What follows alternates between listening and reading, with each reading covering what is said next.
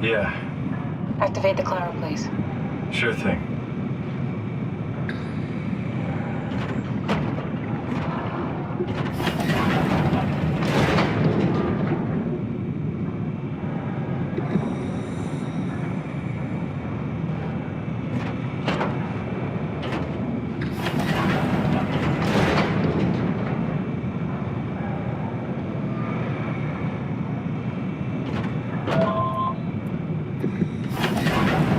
Take a seat and we'll be off.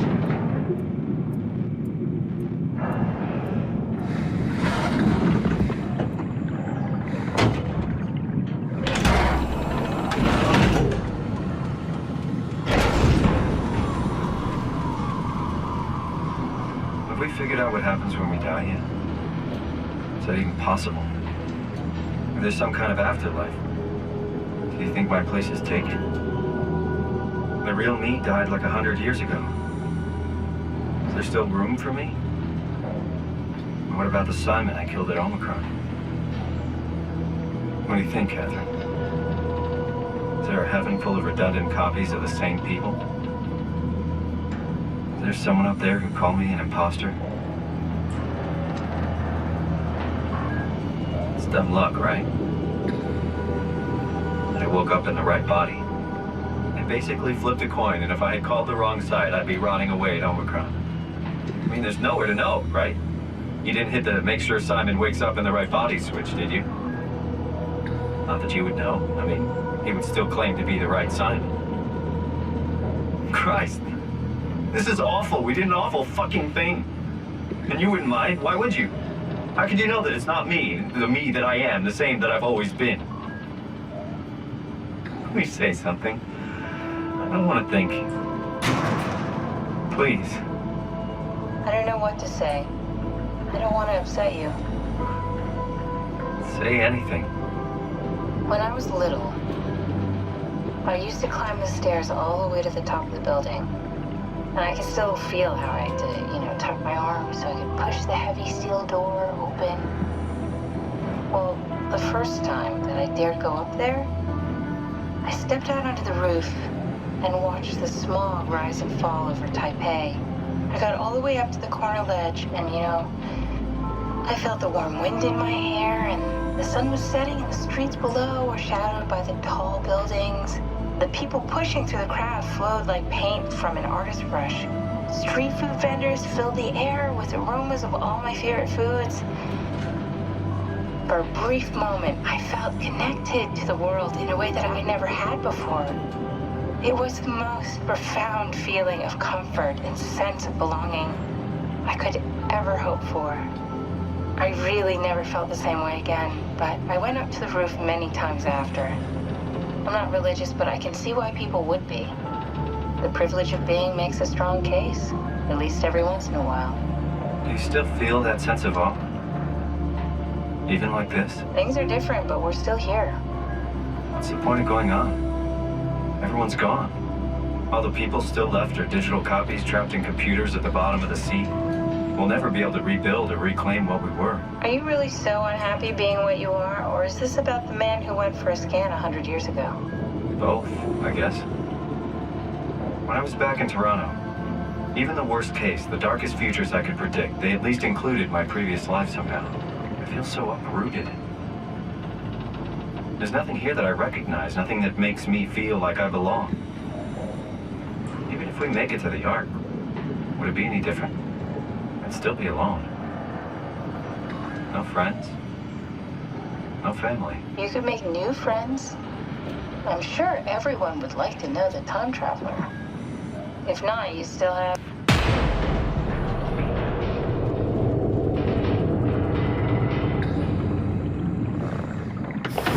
Catherine?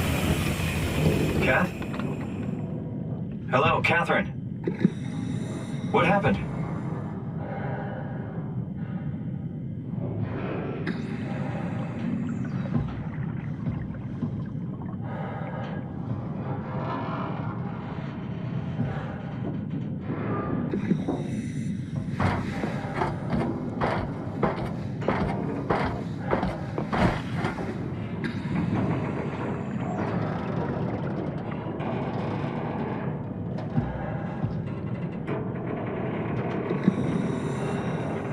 Hey, I know it's not much, but why have we stopped moving? The power blacked out for a moment. Think it could be the atmospheric pressure. It's pushing pretty hard, really testing the limits of my suit. Don't worry, it should hold. Comforting. It will hold.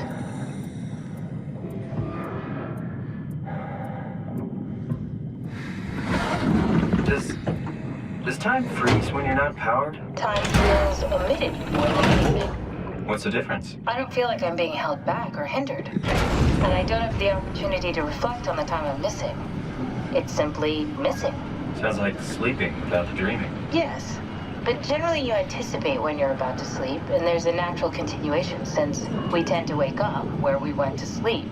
My experience is more like an ever-changing moment that never really seems to find closure. Sounds kind of like a movie being edited live. I suppose so. I guess it sounds exciting, but it really keeps me activated to the point of exhaustion. It's rough. Could be worse. Could be a time traveler stuck in a body made from black goo. That'd be the worst.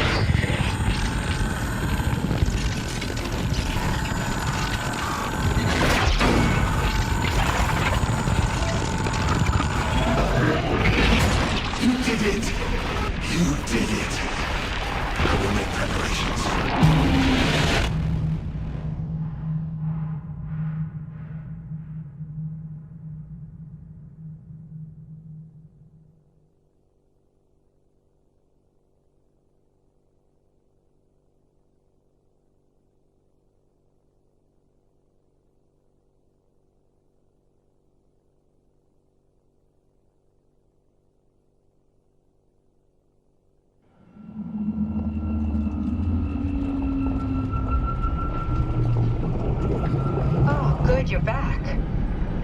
What happened? Something dropped onto the cage. Knocks you right out. It spoke to me. Looked like a man, one of WoW's creatures. It just stared at you for a moment, then threw itself down the abyss. It said it would make preparations. I don't like the sound of that. It was very strange. I thought it was going to kill you for sure. Glad it didn't. Yeah, me too.